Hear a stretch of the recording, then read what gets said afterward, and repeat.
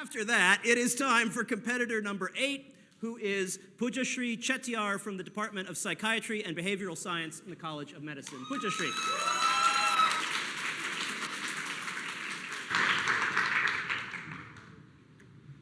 How many of you had a heartbreak? Yes, we have all been there, listening to the same sad song, scrolling through old photos, unable to let go. A feeling of being stuck. That's your brain struggling with behavioral flexibility, the ability to adapt and change. Now, what if that stuck feeling wasn't just about a heartbreak, but how your brain handles every decision? For 1 in 8 people with neuropsychiatric conditions like addiction, OCD, or autism, this is their daily reality. Sadly, 60% of them don't receive any proper treatment. With this motivation, I set out to identify molecular mechanism in the brain driving this repetitive behavior. By recording, imagine your brain as an orchestra. Instead of music, it produces memories, thoughts, and movements, with proteins acting as an instrument. When even one of this protein malfunction, it's like a whole orchestra falling out of sync. But I have identified 2 key proteins, GLUT1 and PKC, which works together to maintain this orchestra in a harmony.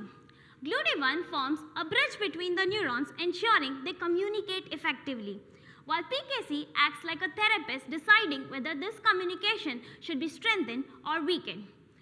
By recording neuronal activity, I have found that in most of the brain, PKC activation strengthens communication. However, in the striatum, where GLUT1 is present, it weakens them, leading to synaptic depression, just like a therapist asking you to let go.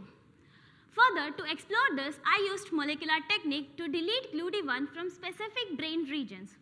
Without GLUT1 in the striatum, a region crucial for movement and learning, animals struggled to adapt in a task where I initially trained them to find a platform hidden in water, and then changed its location. Now, they had to relearn this new path.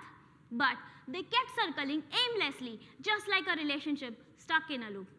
This confirmed the malfunctioning protein as well as the location of disruption. But I didn't stop there. By combining insights from existing studies with my own findings, I have identified a site within GLUT1 that might regulate this PKC's function. To test this, I developed a tool that mimics this site of GLUT1.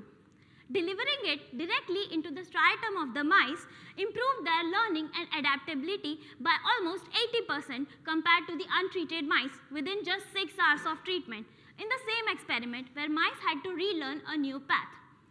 We all know the feeling of being stuck.